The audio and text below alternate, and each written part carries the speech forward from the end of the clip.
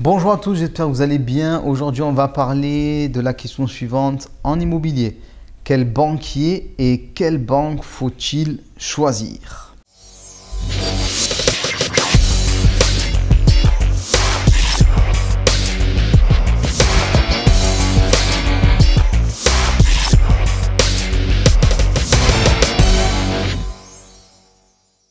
Bonjour à tous, je m'appelle Romain Caillé, je suis l'auteur du best-seller Adieu patron, devenir rentier du mois grâce à l'immobilier.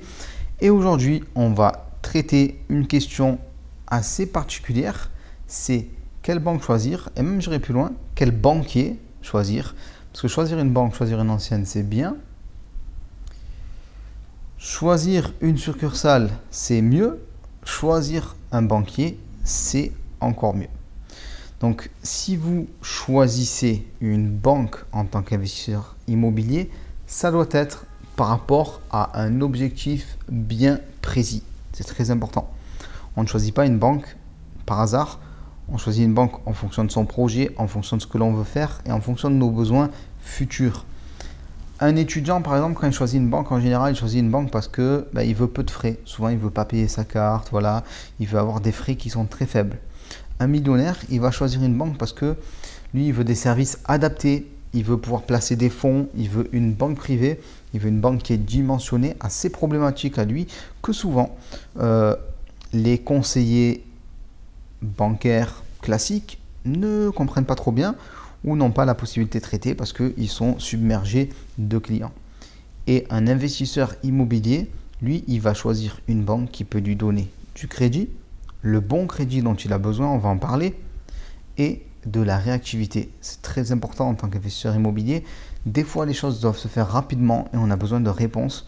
Si une banque n'est pas réactive, vous pouvez d'ores et déjà changer de banque. Vous risquez de louper une bonne affaire rien que parce que votre banquier n'est pas assez réactif. Alors, un banquier doit avoir compris différentes choses s'il veut travailler avec vous. Et vous voyez que je retourne un peu le problème. C'est le banquier qui doit comprendre des choses pour pouvoir travailler avec vous. Ce n'est pas l'inverse. Et ça, c'est assez important. Nous ne sommes pas des mendiants. On ne mendie pas du crédit immobilier. Même si je parle souvent de mendicité bancaire. Parce que des fois, on est là, s'il vous plaît, donnez-moi un crédit, tout ça. Ça peut ressembler un petit peu à ça. Mais en fait, on n'est pas des mendiants. Il faut se sortir ça de la tête. Nous sommes des clients. On va faire gagner de l'argent à la banque, donc on a droit à des services et en l'occurrence nous on fait gagner de l'argent à la banque grâce à nos investissements immobiliers et grâce à ce qu'ils rapportent. Alors bien sûr il y a aussi le client que vous êtes, plus vous avez un salaire élevé, plus vous allez intéresser la banque, plus vous avez de l'argent de côté, plus vous allez intéresser de la banque, plus vous avez des produits financiers dans une banque, plus vous allez les intéresser, bien sûr, mais malgré tout la banque doit aussi essayer de vous séduire quand même un moment ou un autre. Si vous êtes face à un banquier qui n'essaye pas de vous séduire au moins un petit peu, c'est que ce n'est pas le bon banquier. Il n'a pas besoin de vous. Et s'il n'a pas besoin de vous, il ne fera pas le nécessaire. Et je vous parle de ça en connaissance de cause parce que j'ai déjà rencontré des banquiers qui, pardonnez-moi l'expression, mais s'en foutaient complètement d'avoir un client de plus ou d'avoir un client de moins. Et au final, on ne peut pas travailler avec eux parce qu'ils ne font pas le nécessaire pour qu'on puisse travailler correctement, nous, en tant qu'investisseurs immobiliers. Donc un banquier, il doit comprendre ça et il doit vouloir vous séduire. Un banquier, il doit comprendre votre besoin de financement sans mettre d'apport. Alors, j'entends déjà les courtiers dire oui, c'est pas possible, ou c'est difficile, ou les Cassandres dire on est obligé de mettre des apports, tout ça. Non, on n'est pas obligé de mettre des apports, même en 2019, même en 2020, même en 2021. Il n'y a pas de loi qui force à mettre un apport. Ce sont des usages. Ça permet de limiter le risque en cas de revente anticipée. Mais si votre banquier et son établissement ne sont pas en mesure de vous financer sans apport, c'est pas bon pour vous. Pourquoi? Parce que d'année en année, vous allez assécher votre trésorerie et il ne va plus rien rester. C'est-à-dire que vous allez faire des investissements et vous allez mettre 10% d'apport, alors 10% de 100 000 et encore et encore. Et au final, vous allez avoir de moins en moins de trésorerie disponible malgré le fait que votre patrimoine commence à grossir. Surtout si vous faites des investissements immobiliers où le cash flow n'est pas extrêmement important, mais rattraper les 10% que vous avez mis, ça peut prendre beaucoup de temps. Donc premier point, un banquier qui comprenne votre besoin d'être financé sans apport. Deuxième point, un banquier qui peut vous conseiller, qui est en capacité de vous donner des conseils et de véritables conseils, pas des conseils pour finalement obtenir plus de PNB, c'est le produit net bancaire, c'est-à-dire qu'il gagne plus d'argent grâce à vous. Non, pas ce type de conseiller-là. Un conseiller qui va vous conseiller de manière à ce que vous ayez un meilleur résultat, un meilleur chiffre d'affaires, que vous progressiez, que vous payez moins au final, voilà, qui va vous aider dans vos investissements immobiliers. Donc il sait vous conseiller, mais qui ne se prenne pas pour l'investisseur. C'est-à-dire qu'il doit savoir se remettre en cause et rester à sa place. Vous êtes censé être l'investisseur immobilier et donc c'est vous qui avez la connaissance de l'investissement immobilier et lui a la capacité de vous financer. Donc il vous conseille, mais aussi qu'il sache rester à sa place. C'est important parce que si le banquier que vous avez en face de vous se met à réfléchir à votre place et à juger de lui-même si l'investissement immobilier est bon ou pas bon, ben ça vous posera des problèmes. Alors bien sûr, c'est à vous de vous adapter et d'être en capacité de présenter votre projet de telle manière que le banquier n'ait pas le choix que de dire « Waouh, c'est super, ok, on finance ça ». Mais voilà, bien comprendre ça.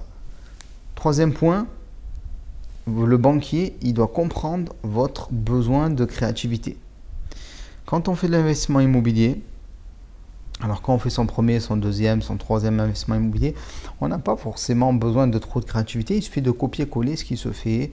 Donc le fait de financer sans apport, voilà les stratégies qu'on a pu voir, c'est-à-dire acheter des biens à rénover pour pouvoir déduire après donc tous les travaux que vous avez faits, pas payer d'impôts, ainsi de suite, ce genre de choses. Mais il doit pouvoir être créatif et vous proposer des solutions. Par exemple, quand vous êtes en train de restructurer votre patrimoine, vous proposez des solutions et il faut qu'il soit un petit peu touche à tout. Alors c'est plutôt rare, mais si vous avez un banquier de ce type, gardez-le. Moi j'en connais un, je passe le bonjour au passage et ça vaut de l'or, ça vaut de l'or, c'est très important. Quatrième point, et ça c'est important si vous voulez vraiment aller très loin en immobilier.